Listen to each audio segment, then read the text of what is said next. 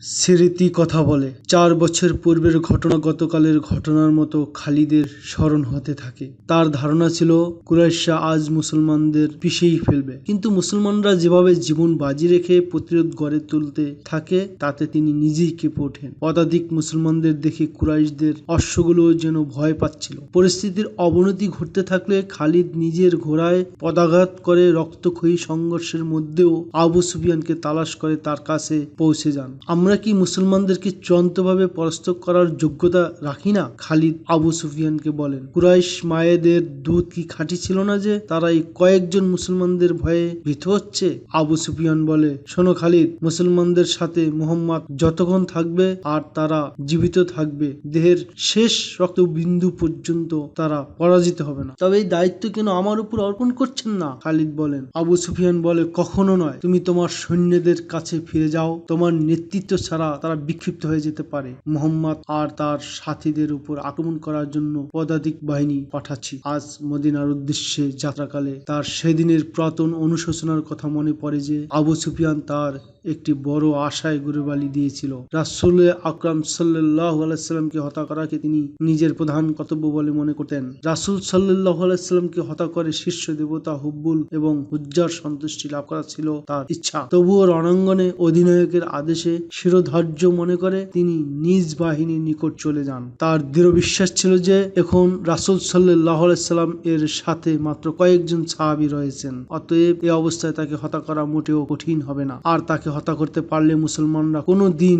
উঠে দাঁড়াতে পারবে না। রণাঙ্গনের দৃশ্য তার ভালোভাবেই মনে ছিল। তিনি একটি উঁচু জায়গায় দাঁড়িয়ে রণাঙ্গনের দিকে চাইলে বহুদূর পর্যন্ত উহুদ ভূমি রক্তের গাঢ় আস্তরণে আবৃত থাকতে দেখেন। ভূভাগকে যেন কেউ লাল কার্পেট বিছিয়ে দিয়েছিল। কোথাও ঘোড়া আহত হয়ে ছটফট করছিল, আবার কোথাও রক্তস্নাত আহত সৈন্য কাতরাচ্ছিল। আহতদের উদ্ধার করার মানসিকতা এই মুহূর্তে কারো ছিল না। এক সময় তিনি দেখতে পান যে কুরাইশ পদাতিক সৈন্যরা রাসূল সাল্লাল্লাহু আলাইহি সাল্লামের কাছাকাছি পৌঁছে গেছে। তারা প্রচন্ড আক্রমণ করে সাহাবায়ে কেরামের বৃত্ত ভেঙে ফেলেছে। উতবা ইবনে আবি ওয়াক্কাস, আব্দুল্লাহ ইবনে শিহাব এবং ইবনে কুমায়া এই তিন নরধম রাসূল সাল্লাল্লাহু আলাইহি সাল্লামকে লক্ষ্য করে পাথর বর্ষণ শুরু করে। আশ্চর্যের ব্যাপার হলো, এক ভাই উতবা যার প্রাণনাশে লিপ্ত, অপর সহোদর ভাই সাদ বিন আবি ওয়াক্কাস রাদিয়াল্লাহু তাআলা আনহু ঠিক তারই প্রাণ রক্ষার্থে নিবেদিত। এ সময় নবীজি সাল্লাল্লাহু আলাইহি সাল্লামের সাথে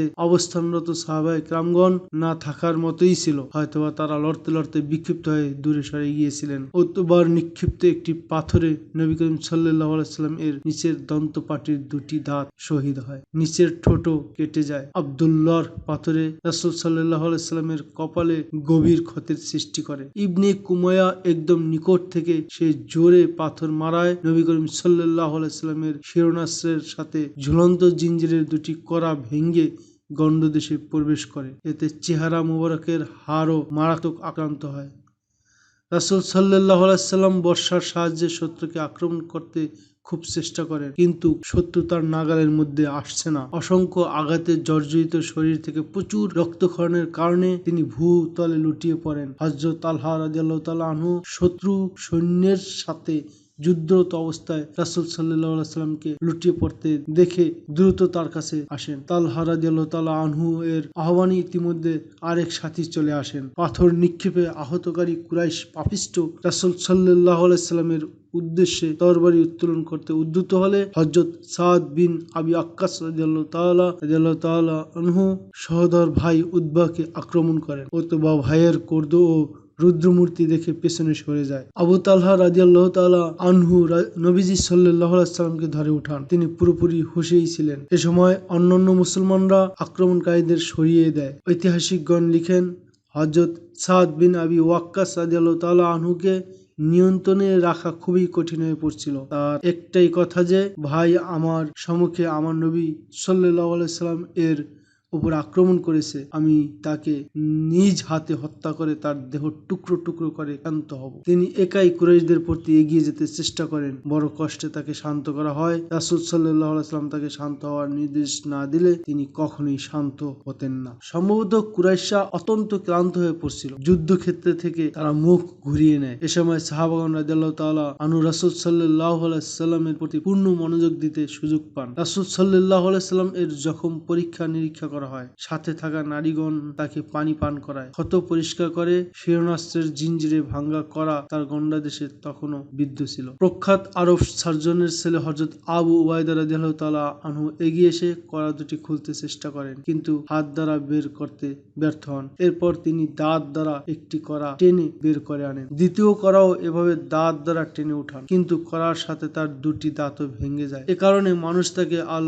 আসরাম বলে ডাকে। আসরাম অর্থ যার সামনের দুটি দাঁত নেই। পরবর্তীতে এই নামটি ব্যাপক প্রসিদ্ধ লাভ করে। রাসূল সাল্লাল্লাহু আলাইহি ওয়াসাল্লামের ভূমিষ্ঠকালীন নার্স হযরত উম্মে আয়মান রাদিয়াল্লাহু তাআলা আনহু রাসূল সাল্লাল্লাহু আলাইহি ওয়াসাল্লাম এর দেহের দিকে ঝুঁকে দাঁড়িয়েছিলেন, কোন তীর যাতে রাসূল সাল্লাল্লাহু আলাইহি ওয়াসাল্লামের শরীরে বিদ্ধ হতে না পারে। ইতিমধ্যে রাসূল সাল্লাল্লাহু আলাইহি ওয়াসাল্লাম নিজেকে সামলে নেন। হঠাৎ করে একটি তীর এসে উম্মে আয়মান রাদিয়াল্লাহু তাআলা আনহার পৃষ্ঠদেশে বিদ্ধ হয়। এর সাথে সাথে দূর থেকে এক অট্টহাসির শব্দও ভেসে আসে। সবার দৃষ্টি সেদিকে ঘুরে গেলে দেখা যায় যে হাব্বান ইবনে আরাকা নামক এক কুরাইশ নরাধম দূরে দাঁড়িয়ে হাসছে। তার হাতে ছিল ধনুক।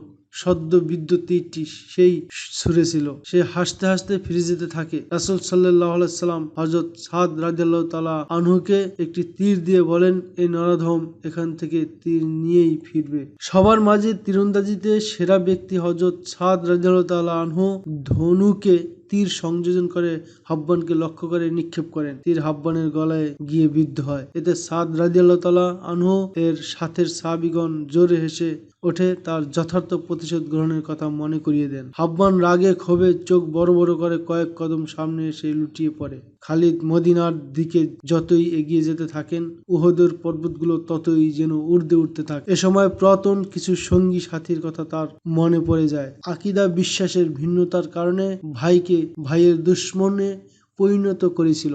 সাথে সাথে এই বিষয়টিও তার চিন্তায় ধরা পড়ে যে কতক লোক শুধু আনসারী হওয়ার কারণেই নিজ আকীদা বিশ্বাসকে সত্য বলে মনে করে। সত্য মিথ্যা ও আসল নকলের ব্যবধান করা যে কারো পক্ষে সম্ভব নয়, এর জন্য দরকার গভীর জ্ঞান এবং বুদ্ধিমান ব্যক্তিত্ব।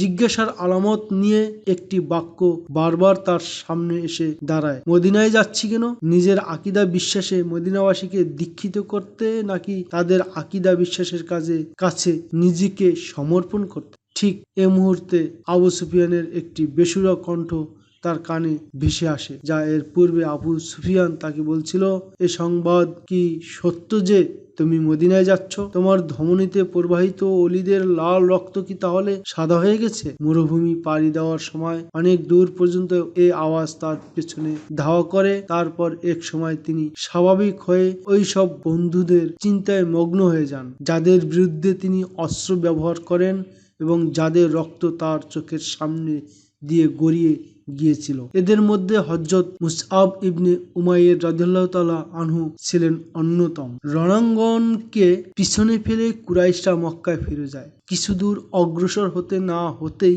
খালিদ ঘোড়া ছুটিয়ে আবু সুফিয়ানের পথ রোধ করে দাঁড়ান। অপূর্ণতার বেদনা এবং চাপা ক্ষোভ নিয়ে আবু সুফিয়ানকে জিজ্ঞেস করেন, যুদ্ধকে মাঝপথে রেখে তোমরা কোথায় যাচ্ছ? মুসলমানদের সৈন্যবল নিঃশেষ হয়ে গেছে, চূড়ান্ত পরাজয় তাদের সুনিশ্চিত। চলো তাদের মূলোৎপাটন করেই আমরা ফিরব। আবু সুফিয়ানের ইচ্ছা ছিল এ যুদ্ধে একটি চূড়ান্ত ফলাফলে উপনীত হওয়া, কিন্তু সৈন্যদের অবসন্নতা দেখে সে আর ঝুঁকি নিল না। খালিদের প্ররোচনায় কয়েকজন অশ্বারোহী ফিরতি পথ থেকে পুনরায় উহুদ অভিমুখে ঘুরে দাঁড়ায়। খালিদ ইতিপূর্বে রাসূল সাল্লাল্লাহু আলাইহি ওয়াসাল্লাম এর অবস্থান জানতে পেরেছিলেন, কিন্তু আবু সুফিয়ান তখন তাকে সেখানে যেতে না দিয়ে কত পদাতিক সৈন্য পাঠিয়ে দেয়। ইতিমধ্যে রাসূল সাল্লাল্লাহু আলাইহি ওয়াসাল্লাম এর কাছে আরো কিছু সাহাবী চলে আসেন। ইবনে কুমায়া মানববৃত্ত ভেঙে আবার রাসূল সাল্লাল্লাহু আলাইহি সাল্লাম এর কাছে পৌঁছতে চেষ্টা করে। হযরত মুসআব ইবনে উমাইয়া রাদিয়াল্লাহু তাআলা আনহু তাকে তখন রাসূল সাল্লাল্লাহু আলাইহি সাল্লাম এর পাশে দণ্ডায়মান। হযরত উম্মে আম্মারা রাদিয়াল্লাহু তাআলা আনহু আহত দুই সৈনিককে পানি পান করাচ্ছিলেন। কুরাইশদেরকে পুনরায় হামলা করতে দেখে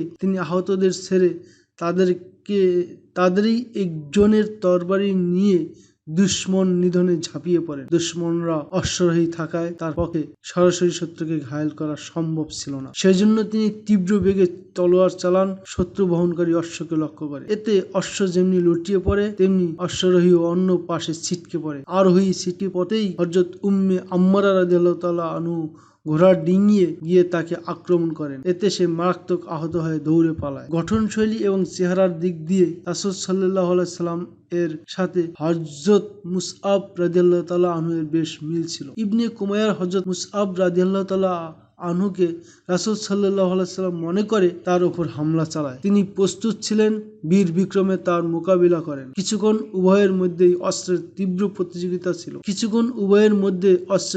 প্রতিযোগিতা চলে। এক সময় ইবনে কুমায়ার তলোয়ার হযরত মুসআব রাদিয়াল্লাহু তাআলা আনহুকে মারাত্মক আঘাত করলে তিনি ভূতলে লুটিয়ে পড়ে শহীদ হয়ে যান। হযরত উম্মে আম্মারা রাদিয়াল্লাহু তাআলা আনহু হযরত মুসআব রাদিয়াল্লাহুকে ঢলে পড়তে দেখে তিনি ভীষণ ক্রুদ্ধ হয়ে ইবনে কুমায়ার উপর হামলা করেন। কিন্তু তার হামলা সফল হয়নি, কারণ ইবনে কুমায়া বর্ম পরিহিত ছিল আর হামলাকারিণী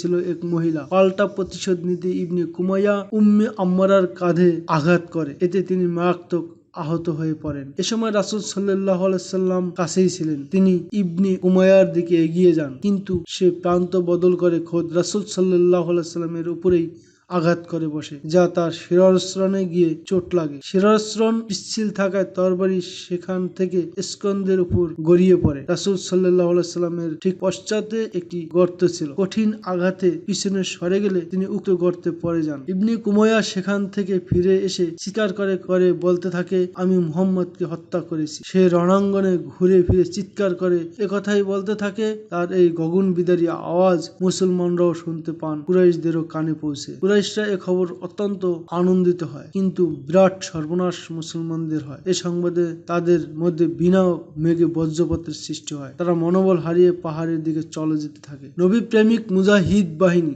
পলায়ন পর মুজাহিদদের কর্ণে একটি আওয়াজ গুঞ্জরিত হয়, নবী বেঁচে না থাকলে যে জীবন বাঁচাতে আমরা পালাচ্ছি তার প্রতি অভিসম্পাত হোক। তোমরা কেমন নবী প্রেমিক যে তার শাহাদাতের সাথে সাথেই মৃত্যু ভয়ে পালাচ্ছ। থমকে দাঁড়ায় মুসলমানরা। এই আহ্বান তাদেরকে জ্বলন্ত আগুনে পরিণত করে। তারা পদাতিক হওয়া সত্ত্বেও কুরাইশ অশ্বারোহী বাহিনীর উপর ঝাঁপিয়ে পড়ে। আর সে বাহিনী ছিল খালিদ ও ইকরামার দুর্ধর্ষ বাহিনী। খালিদ এর আজ একের পর এক মনে পড়ছিল পিছনের স্মৃতি। সেদিন তার হাতে অসংখ্য মুসলমান মারাত্মকভাবে আহত নিহত হয়েছিল। তাদের মধ্যে হযরত রেফায়া রাদিয়াল্লাহু তাআলা আনহু ছিল। সেদিনের কথা স্মরণ হতেই তার অন্তরে এক ধরনের বেদনা অনুভূত হয়। নির্বিচার রক্তপাত তার নিকট অর্থহীন মনে হলেও সেদিন মুসলমানরা ছিল তার সর্বনিকৃষ্ট শত্রু। এক সময় সত্যিই মুসলমানদের মনোবল ভেঙে যায়। পদাতিক হয়ে কতক্ষণ অশ্বারোহীদের মোকাবিলায় টেকা যায়। অবস্থা বেগতিক দেখে তারা পাহাড়ের দিকে চলে যেতে থাকে। গনিমতের মালের আশায় মুসলমানরা যেমনি ভাবে তাদের মোর্চা ত্যাগ করে যুদ্ধের মোড় ঘুরিয়ে দিয়েছিল, তেমনি কুরাইশরাও এ সময় গনিমত সংগ্রহ করতে নিহত ও আহত মুসলমানদের উপর ঝাঁপিয়ে পড়ে। কত কুরাইশ রাসূল সাল্লাল্লাহু আলাইহি সাল্লামের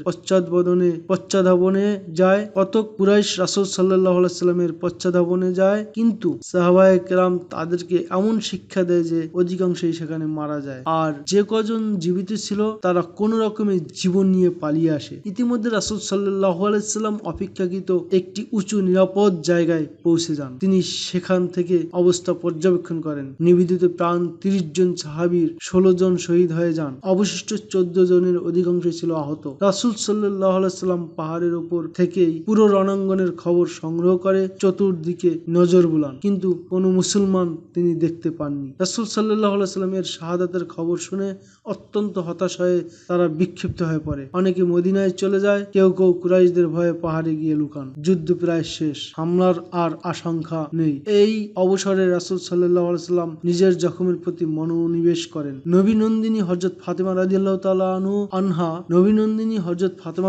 তাআলা আনহার পিতার খোঁজে চারদিকে ঘুরে ঘুরে বড্ড ক্লান্ত হয়ে পড়ছিলেন। এখানে এসে তিনি পিতার সন্ধান পান।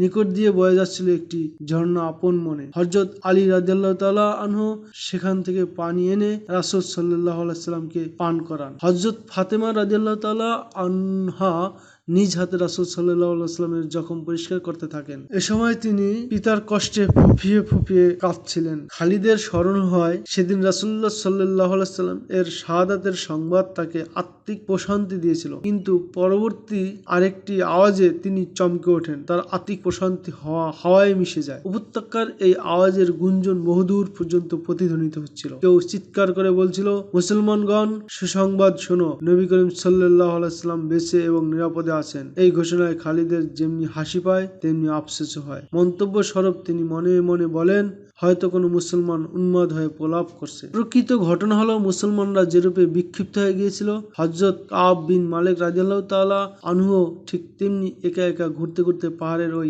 স্থানে গিয়ে পৌঁছান যেখানে রাসূল সাল্লাল্লাহু আলাইহি ওয়াসাল্লাম আহত হয়ে বিশ্রাম নিচ্ছিলেন। তিনি রাসূল সাল্লাল্লাহু আলাইহি ওয়াসাল্লামকে জীবিত দেখে আবেগ ধরে রাখতে পারেননি। আনন্দের আতিশয্যে তিনি স্লোগান দিতে থাকেন, আমাদের নবী বেঁচে আছেন। তার এই স্লোগান মুসলমানদের জীবনে নতুন প্রাণের সঞ্চার করে। মুহূর্তে তাদের হতাশা কেটে যায়। একজন, দুইজন, চারজন করে করে তারা এতক্ষণে বিক্ষিপ্ত বিষণ্ণ মনে ইতস্তত ফিরছিল।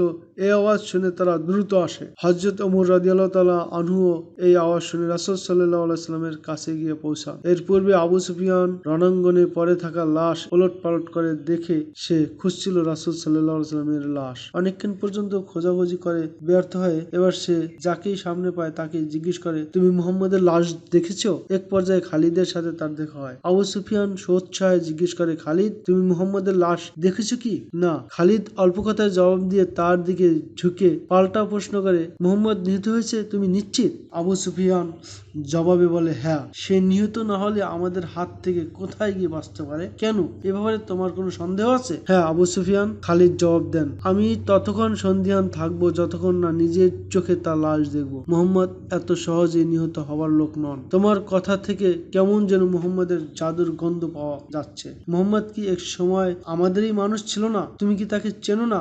যে ব্যক্তি এত হত্যা ও নির্যাতনের জন্য দায়ী, সে একদিন নিহত হবেই। নিঃসন্দেহে মুহাম্মদ নিহত হয়েছে। যাও, তার মরদেহ শনাক্ত করো, আমরা তার মস্তক কেটে মক্কায় নিয়ে যাব। ঠিক এই সময় পাহাড়ের বুক চিরে কাব বিন মালিক রাদিয়াল্লাহু তাআলা আনহু এর কণ্ঠ বেজে ওঠে, হে মুসলিম ভাইয়েরা, সুসংবাদ শোনো, আমাদের নবী জীবিত এবং নিরাপদ। এই আওয়াজ বজ্রধ্বনির মতো প্রতিধ্বনি তোলে। পাহাড়ের গা বেয়ে, উপত্যকার ভাঁজে ভাঁজে এবং রণাঙ্গনের কোনায় কোনায় এই গুরুগম্ভীর গুঞ্জন বিদ্যুৎ বেগে ছড়িয়ে পড়ে। শুনেছো আবু সুফিয়ান? খালিদ বলেন, মুহাম্মদ কোথায় তা আমি জানি। আমি তার উপর আক্রমণ করতে যাচ্ছি, কিন্তু এই নিশ্চয়তা দিতে পারি না যে অবশ্যই তাকে হত্যা করে আসতে পারবো। কিছুক্ষণ পূর্বে খালিদ রাসূল সাল্লাল্লাহু আলাইহি ওয়াসাল্লাম সহ সাহাবায়ে কেরামকে পাহাড়ের মধ্যভাগে আশ্রয় নিতে দেখেন। তিনি দূর থেকে ব্যাপারটি লক্ষ্য করেন। পরাজয় মেনে নেওয়া কিংবা ইচ্ছা অপূর্ণ রাখার মতো লোক তিনি ছিলেন না। তিনি কয়েকজন অশ্বারোহীকে সাথে নিয়ে পাহাড়ের ওই স্থানের দিকে যেতে থাকেন যেখানে তিনি রাসূল সাল্লাল্লাহু আলাইহি ওয়াসাল্লামকে যেতে দেখেছিলেন। ঐতিহাসিক ইবনে হিশাম লিখেন, রাসূল সাল্লাল্লাহু আলাইহি ওয়াসাল্লাম খালিদকে অশ্বারোহী নিয়ে এই ঘাটিতে অপারেশন চালাতে আসতে দেখে তৎক্ষণাৎ তার মুখ থেকে এ দোয়া বের হয়, ইলাহি, এখানে পৌঁছার পূর্বেই প্রতিমধ্যে কোথাও তাকে থামিয়ে দিন। খালিদ অশ্বারোহীদের নিয়ে ঘাটির উদ্দেশ্যে পাহাড়ের গা ঘেঁষে উপরে উঠতে থাকে। এটা মূলত একটি গিরিপথ ছিল যা ক্রমেই সংকীর্ণ হয়ে আসছিল। সৈন্যদের পাশাপাশি চলা আর সম্ভব হচ্ছিল না, লাইন দিয়ে চলতে হয়। রাসূল সাল্লাল্লাহু আলাইহি ওয়াসাল্লাম আহত হয়ে শয্যাশায়ী ছিলেন। হযরত ওমর রাদিয়াল্লাহু তাআলা আনহু খালিদ বাহিনীকে আসতে দেখে নাঙ্গা তরবারি হাতে কিছুটা নিচে নেমে আসেন। অলিদের পুত্র ক্রুদ্ধ স্বরে হযরত ওমর রাদিয়াল্লাহু তাআলা আনহু হুঙ্কার দিয়ে ওঠেন, লড়াই সম্বন্ধে একটু জ্ঞান থাকলে গিরিপথের এই সংকীর্ণ রাস্তা অবলোকন করো। পথের ক্রম উদ্ধতার কথাও ভাবো। এমন নাজুক স্থানে কি তোমার বাহিনী আমাদের হাত থেকে জীবন নিয়ে ফিরে যেতে পারবে?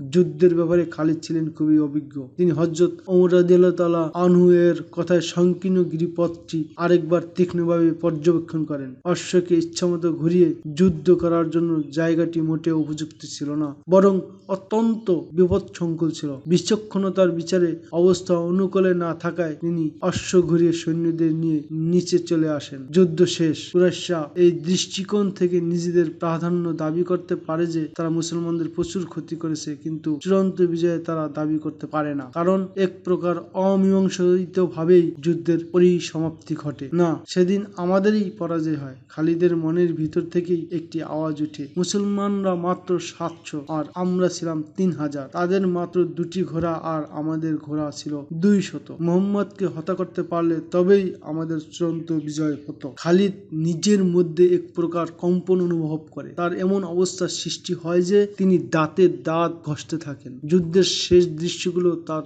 কল্পনায় একটা একটা করে পাখা মেলে তার চোখের সম্মুখে উঠতে থাকে। তিনি এই ভয়ঙ্কর দৃশ্য স্মৃতি থেকে মুছে ফেলতে মাথা ঝাঁকি দেন, কিন্তু স্মৃতিগুলো মাছের ন্যায় তার মাথায় ভন ভন করে ঘুরতে থাকে। তিনি এ ভেবেও মনে মনে লজ্জা অনুভব করেন যে একজন যোদ্ধার জন্য এমনটি শোভা পায় না।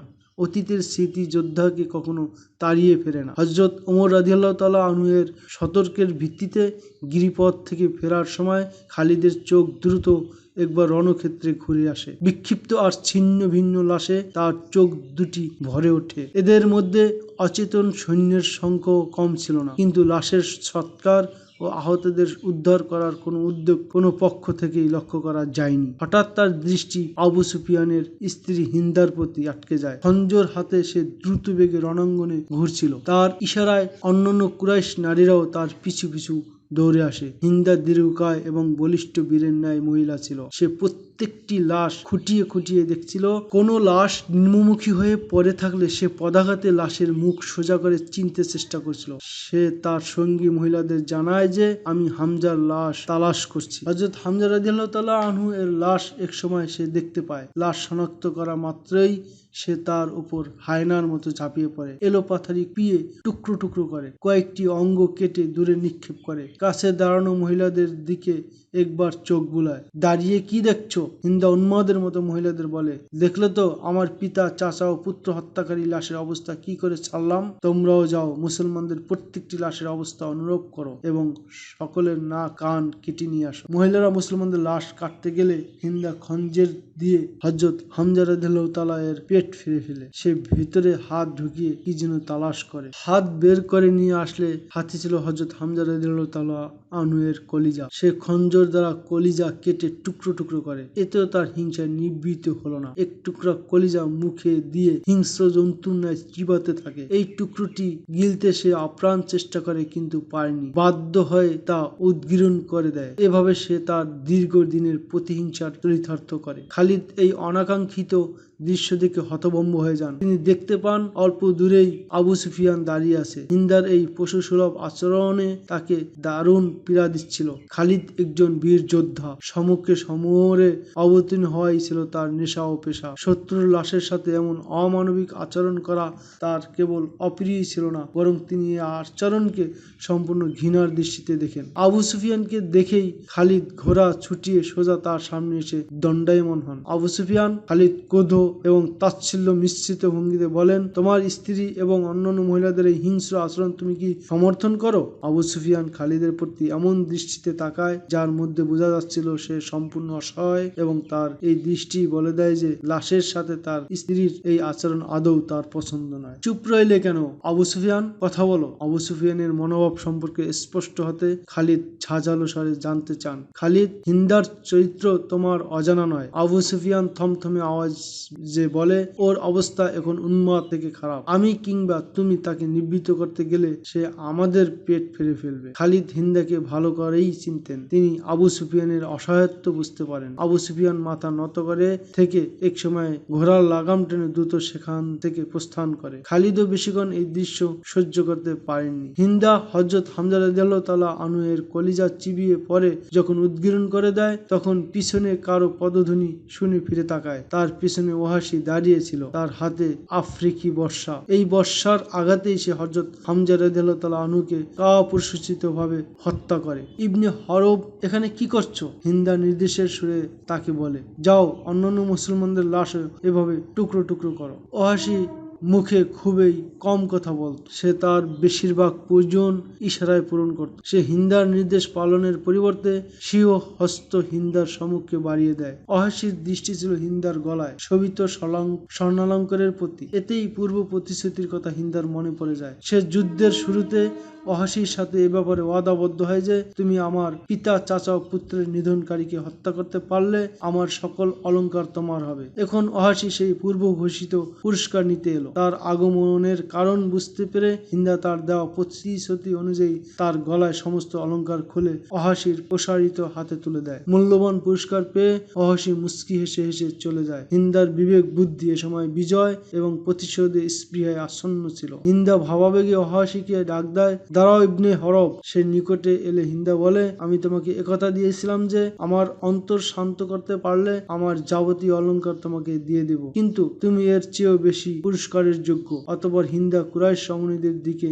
ইঙ্গিত করে বলে, তুমি জানো এদের মধ্যে দাসী কে কে? সকলেই যুবতী এবং রূপসী, এদের যাকে তোমার পছন্দ নিয়ে যাও। ওহাসি চিরাচরিত অভ্যাস মতো নীরবে কিছুক্ষণ হিন্দার মুখের দিকে চেয়ে থাকে, তবুও তার দৃষ্টি দাসীদের দিকে ফিরে না। সে হিন্দার প্রস্তাব সমর্থন না করার ভঙ্গিতে মাথা দোলায় এবং সেখান থেকে চলে যায়। রণাঙ্গনের এহেন বিভৎস অবস্থায় এক সময় হিন্দার উচ্চ সুরেলা আওয়াজ ভেসে আসে। ঐতিহাসিক ইবনে হিশামের বর্ণনা মতে হিন্দা সুরেলা কণ্ঠে যে গানের আওয়াজ তুলে তার কিছু কথা ছিল এমন, বদর প্রশ্নে এখন আমরা সমান অবস্থানে এসে দাঁড়িয়েছি। এক ভয়ানক যুদ্ধের প্রতিশোধ আরেক ভয়ানক যুদ্ধের মাধ্যমে নিয়েছি। উদ্বার বেদনা আমার সহ্যের বাইরে ছিল। সে আমার পিতা ছিল, চাচার ব্যথায় আমি জুমান, পুত্রের শোকে আমি উন্মাদ। এখন আমার অশান্ত মন শান্ত, তপ্ত হৃদয় শীতল। আমি আজীবন ওহাসির প্রতি কৃতজ্ঞ। আমার হাড্ডিগুলো কবরের মাটির সাথে মিশে একাকার না হওয়া অবধি। আবু সুফিয়ান তার স্ত্রীর পশু সুলভ আচরণ ও দৃশ্য সহ্য করতে পারে না। সে প্রথম দর্শনেই মুখ ফিরিয়ে অন্যত্র চলে যায়। আবু সুফিয়ান এক সময় তার দুই সাথীকে বলে, তার বিশ্বাস হচ্ছে না যে মুহাম্মদ এখনো বেঁচে আছে। খালিদ হয়তোবা দূর থেকে অন্য কাউকে দেখে মনে করছে যে সে মুহাম্মদ। একজন আবু সুফিয়ানকে বলে, আমি স্বচক্ষে দেখে আসবো। এই কথা বলে আবু সুফিয়ান ওই গিরিপথের দিকে যেতে থাকে যার কাছ থেকে খালিদ অশ্বারোহীদের ফিরিয়ে এনেছিলেন। সে খাড়া পাহাড়ে গা বেয়ে উঠতে উঠতে ওই স্থানে গিয়ে দাঁড়ায়। সেখান থেকে মুসলমানদের বসে থাকার দৃশ্য দেখা যাচ্ছিল। আবু সুফিয়ান জোর আওয়াজে বলে, মুহাম্মদ ভক্তবৃন্দ, মুহাম্মদ জীবিত আছে? রাসূল সাল্লাল্লাহু আলাইহি সাল্লাম আওয়াজ শুনে নিকটস্থ মুসলমানদের ইশারায় চুপ থাকতে বলেন। আবু সুফিয়ান উচ্চ স্বরে পুনরায় মুসলমানদের লক্ষ্যে প্রশ্নটি ছুড়ে মারে। এবারও সে কোনো জবাব পেল না। আবু বকর জীবিত আছে? আবু সুফিয়ান জানতে চায়, কিন্তু তিনবার এভাবে জিজ্ঞাসা করার পরও প্রতিপক্ষ কোনো জবাব এলো না। ওমর জীবিত আছে? আবু সুফিয়ান তৃতীয় প্রশ্ন করে। মুসলমানগণ পূর্বের মতোই নীরব রইলেন। আবু সুফিয়ান কোনো জবাব না পেয়ে ঘোড়ার দিক পরিবর্তন করে। সে নিচে অবতরণ করে দেখে সেখানে কুরাইশদের উপচে পড়া ভিড়। সকলেই রাসূল সাল্লাল্লাহু আলাইহি সাল্লাম সম্পর্কে সঠিক সংবাদ জানতে ভীষণ উদ্গ্রীব। হে কুরাইশ সম্প্রদায়, আবু সুফিয়ান উপস্থিত জনতার মাঝে উচ্চ স্বরে ঘোষণা করে, তোমরা নিশ্চিত হও মুহাম্মদ নিহত হয়েছে। আবু বকর এবং ওমর বেঁচে নেই। এখন মুসলমানরা তোমাদের ছায়া দেখো ভয় পাবে। আনন্দ করো, নাচো। আবু সুফিয়ানের এ ঘোষণা শুনে কুরাইশরা আনন্দে ফেটে পড়ে। তারা নিচে গিয়ে উল্লাস করতে থাকে, কিন্তু হঠাৎ করে পাহাড়ের বুক চিরে এক আওয়াজ তাদেরকে নীরব করে দেয়। তাদের আনন্দ উল্লাস মুহূর্তেই নিরানন্দে পরিণত হয়। গিরিশৃঙ্গ হতে হযরত ওমর রাদিয়াল্লাহু তাআলা আনহু এর গুরুগম্ভীর স্বর ভেসে আসে, আল্লাহর দুশমন, এতগুলো মিথ্যা বলো না, এভাবে নগ্ন মিথ্যাচার করো না। নাম ধরে ধরে যাদেরকে মৃত বলছো তারা সবাই জীবিত। জাতিকে ধোঁকা দিও না। তোমার পাপের শাস্তি দেওয়ার জন্য আমরা তিনজনেই বেঁচে আছি। আবু সুফিয়ান ঠাট্টার ছলে অট্টহাসি দিয়ে উচ্চ কণ্ঠে বলে, ইবনে খাত্তাব, তোমার আল্লাহর তোমাকে রক্ষা করুক। তুমি এখন আমাদের শাস্তির কথা বলছো? তুমি নিশ্চিত করে বলতে পারো যে মুহাম্মদ বেঁচে আছে? আল্লাহর কসম, আমাদের নবী জীবিত। হযরত ওমর রাদিয়াল্লাহু তাআলা আনহু এর জবাব আসে,